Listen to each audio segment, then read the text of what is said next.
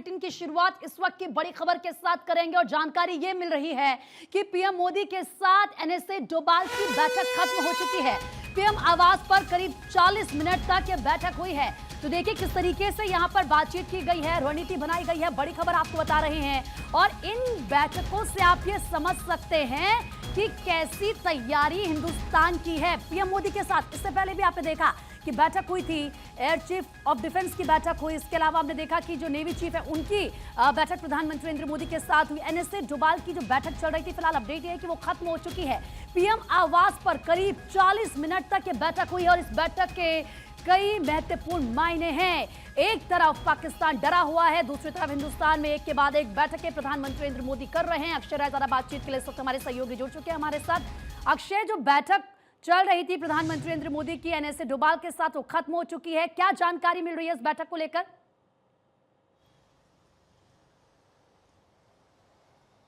और देखिए, राष्ट्रीय सुरक्षा सलाहकार एनएसए अजीत डोभाल के साथ लगभग 40 से 45 मिनट तक ये प्रधानमंत्री नरेंद्र मोदी के आवास पर बैठक चली है।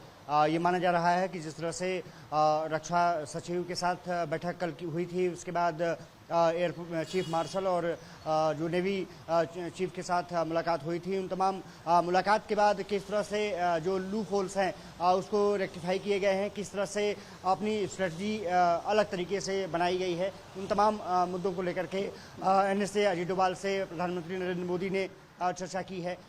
डोभाल ने बताया है कि किस तरह से हमारी सीमाओं पर चौकसी बरती जा रही है, पाकिस्तान किस तरह से जो सीज फायर का उल्लंघन है वो लगातार कर रहा है, उकसाने की कोशिश भारत को कर रहा है, लेकिन भारत अपनी रणनीति पर कायम है, अलग तरीके से सोच रहा है और डिप्लोमेटिक रिलेशंस को किस तरह से अपने पाले में लाया जा सके। अलग अलग देशों के साथ डिप्लोमेसी भी उसमें महत्वपूर्ण भूमिका निभाती है जब ऐसे वाकये होते हैं। और खास करके पाकिस्तान को निश्चित रूप से अब सचेत हो जाना चाहिए, क्योंकि भारतीय जो फौज है वो एकदम पूरी तरह से चौकन्नी है और साथ ही साथ जो तैयारियां हैं वो पुख्ता तौर पर नापी जा रही हैं कि किस तरह से इस पूरे मसले पर आगे बढ़ना है।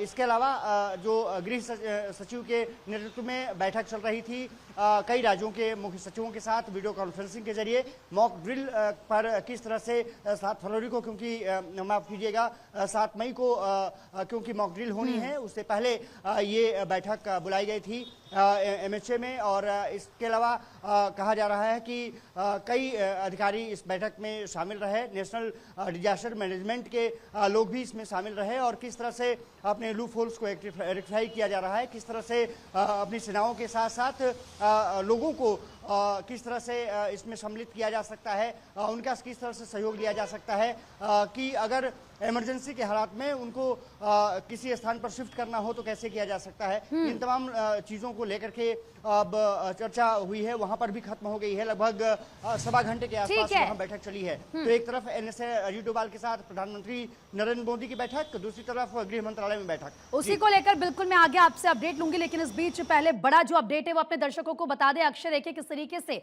मॉक ड्रिल पर गृह मंत्रालय की बैठक खत्म हो चुकी है। जैसे कि अक्षय भी ये जानकारी दे रहे थे, एनडीआरएफ डीजी सिविल डिफेंस मौजूद रहे इस बैठक में। एनडीआरएफ के डीजी समेत कई अधिकारी शामिल हुए हैं। मॉक ड्रिल क्योंकि कल यानी कि 7 मई को पूरे देश भर में होनी है। 244 जिले हैं जिसमें ये मॉक ड्रिल की जाएगी और ये बताया जाएगा जनता को कि कैसे आप सेल्फ डिफेंस करें। अपना इमरजेंसी सिचुएशन होती है तो आपको कैसे उस सिचुएशन को हैंडल करना है। अक्षय हमारे सहयोगी लगातार बने हुए हैं। अक्षय, क्योंकि अभी आप जानकारी भी दे रहे थे कि बैठक खत्म हो चुकी है, एनडीआरएफ डीजी सिविल डिफेंस उस बैठक में मौजूद रहे और जाहिर सी बात है कल का दिन बेहद अहम रहने वाला है पूरे देश भर के लिए। बिल्कुल रहने वाला है, क्योंकि इस तरह के जो वाकये सामने आते हैं तो निश्चित रूप से जो सुरक्षा है वो काफ़ी महत्वपूर्ण हो जाती है और खास करके सिटीजन सिक्योरिटी होती है वो काफ़ी इम्पोर्टेंट होती है। ऐसे में मॉक ड्रिल इसीलिए किया जा रहा है कि अगर ज़रूरत पड़ी तो किस तरह से सेफ्टिंग होगी, किस तरह से अपना बचाव होगा। दूसरी चीज़ की ये है कि भारत तैयारियां अपनी पुख्ता कर रहा है कि किस तरह से आने वाले समय में हम आगे बढ़ने वाले हैं। जैसे मैंने कहा कि डिप्लोमेटिक रिलेशंस को साथ साथ राष्ट्रीय सुरक्षा अहम है और जिस तरह से पहलगाम में आतंकी हमला हुआ और उसके बाद जिस तरह से बैठकों का दौर जारी है, ये कह सकते हैं कि प्रधानमंत्री नरेंद्र मोदी हर एक कदम पर सेना का भी पक्ष ले रहे हैं। साथ ही साथ जो डिप्लोमेसी निभाई जानी चाहिए उससे भी कहीं ना कहीं उससे अवगत हो रहे हैं।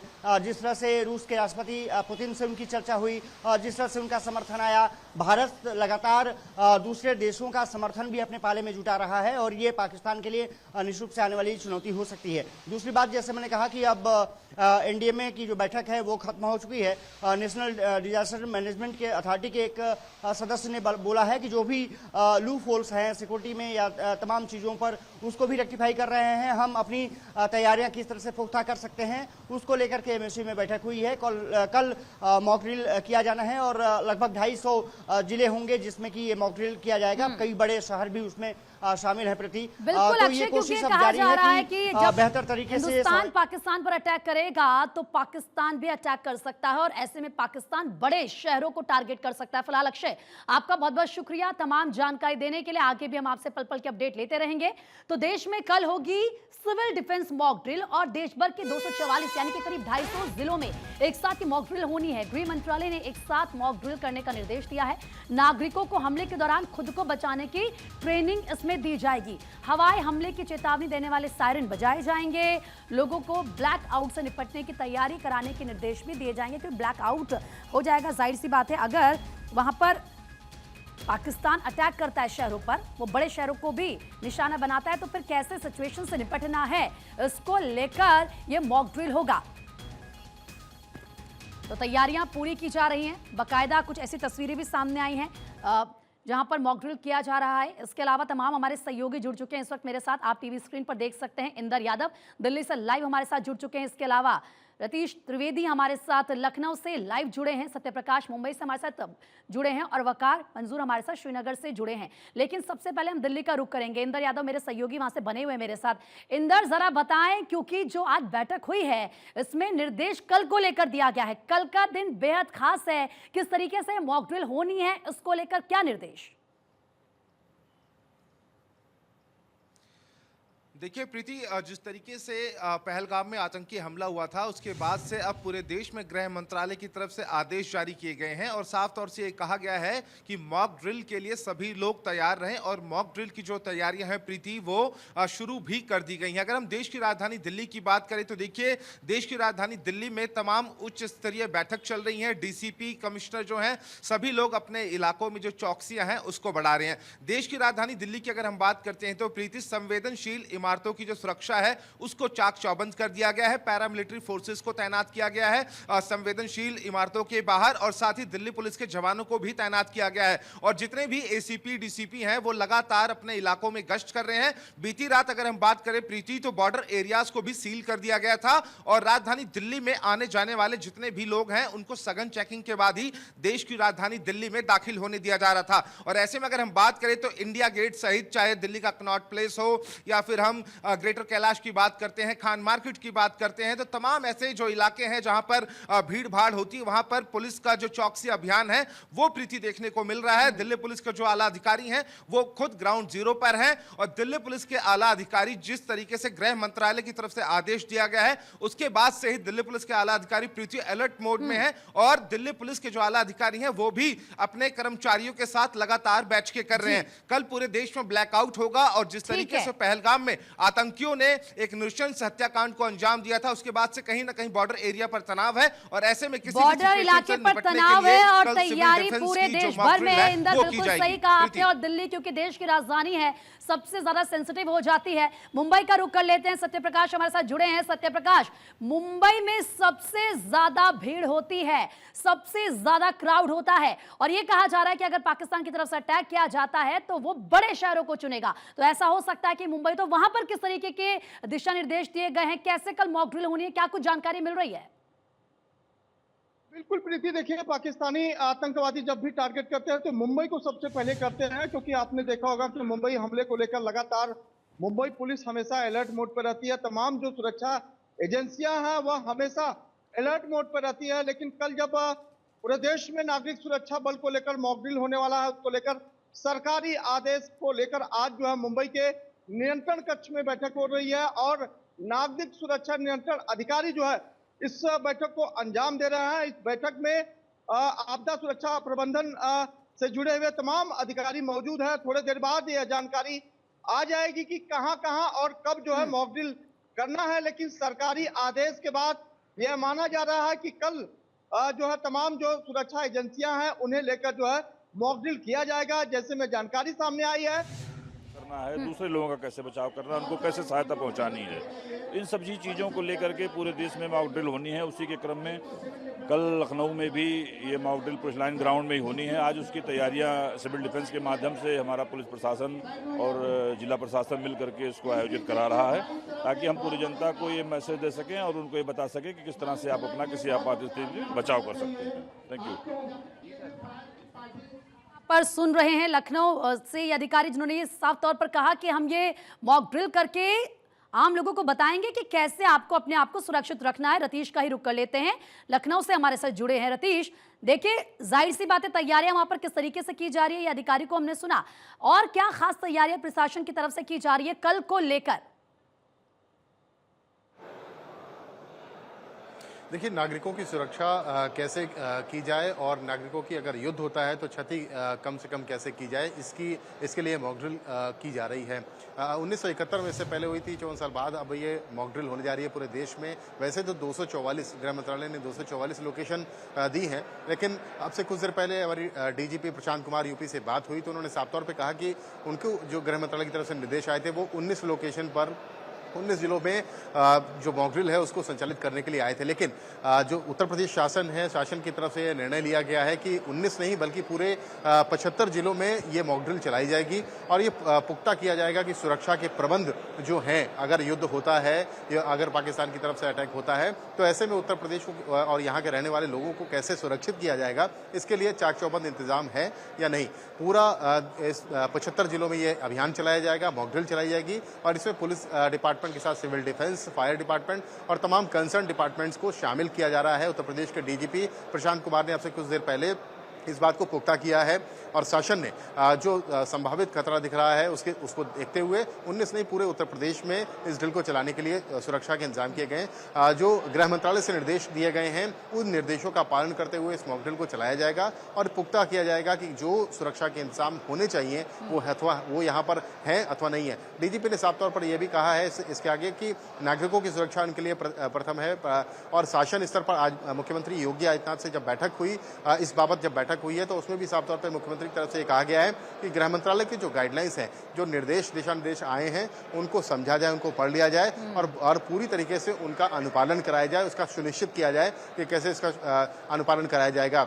7 मई को मॉक ड्रिल है और मॉक ड्रिल के साथ साथ जो गृह मंत्रालय के निर्देशों को लेकर के मुख्यमंत्री की तरफ से कहा गया है डीजीपी और पूरे पुलिस डिपार्टमेंट को कि सभी को जो मॉक ड्रिल में शामिल हैं अथवा नहीं है उनको ये बताया जाए कि कैसे ऐसे इस वक्त पर सतर्क रहना है, सजग रहना है और नागरिकों को क्या करना है ये भी जिम्मा दिया गया है। सिविल डिफेंस की प्रमुख भूमिका इसमें निभानी पुलिस के साथ है और सिविल डिफेंस के लोग भी एक्टिव हो चुके हैं। अब 7 मई को यानी कल बड़ी स्तर पर उत्तर प्रदेश में पूरे जिलों में, सभी जिलों में कहा जाए 75 जिलों में मॉक ड्रिल होने जा रही है। जी बिल्कुल, और देखिए हमें तो तस्वीरें भी नजर आ रही है कि किस तरीके से यहाँ पर मॉक ड्रिल को लेकर तैयारी की जा रही है, क्योंकि लोगों को अलर्ट करना है कि सिचुएशन क्रिटिकल होती है तो फिर कैसे उस सिचुएशन से निपटना है। सीधा रुख करेंगे श्रीनगर का, श्रीनगर से वकार हमारे साथ जुड़ चुके हैं। वकार, श्रीनगर की अगर बात करें वहां पर तो किस तरीके से मॉक ड्रिल शुरू भी हुआ, हमने देखा कि नाव अगर पलटती है तो कैसे रेस्क्यू चलाया जाए, लोगों को कैसे बचाया जाए, ये शुरू भी हो चुका है। जरा बताएं श्रीनगर में कहां कहां पर जानकारी मिल रही है कि मॉक ड्रिल हो सकती है।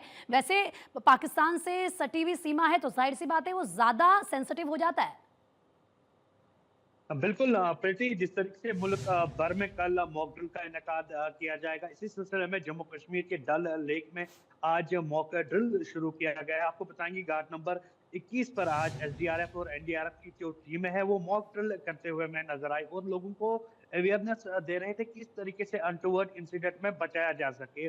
और आपको हम बताएंगे कि जितने भी बॉर्डर एरियाज है वहां पर जिस तरीके से पाकिस्तान की नापाक साजिशें हमें लगातार देखने को मिल रही है और किस तरीके से बॉर्डर एरियाज पर लोगों को बचाया जाए। आपको बताएंगे कि लगातार वहां पर स्कूल में भी मॉक ड्रिल का इनेकाद शुरू हुआ है। आपको बताएंगे कि पूरे जम्मू कश्मीर को इस वक्त हाई अलर्ट पर रख दिया गया है। आपको बताएंगे कि कल जम्मू कश्मीर में 15 से ज्यादा जिलों में मॉक ड्रिल का इनकाद किया जाएगा। जैसे ये जिले हैं जो कि बॉर्डर एरियाज को टच करते हैं, इन जिलों में खासकर ये मॉक ड्रिल का इनकाद किया जाएगा, जहां पर सेंसिटिविटी काफी ज्यादा बढ़ जाती है। चाहे हम शोपियान की बात करेंगे, अवंतीपुरा की बात करेंगे, अनंतनाग की बात करेंगे या श्रीनगर की बात करेंगे, ये ऐसे जिले हैं जम्मू कश्मीर की जहां पर भीड़ भाड़ ज्यादा रहती है। वही आज टूरिस्ट पुलिस की जानिब से भी डल झील में आज मॉक ड्रिल का इनकाद किया गया है और लोगों को ये अवेयरनेस दी जा रही है कि किस तरीके से अनटूवर्ड इंसिडेंट में बचाया जा सके और किस तरीके के इकदाम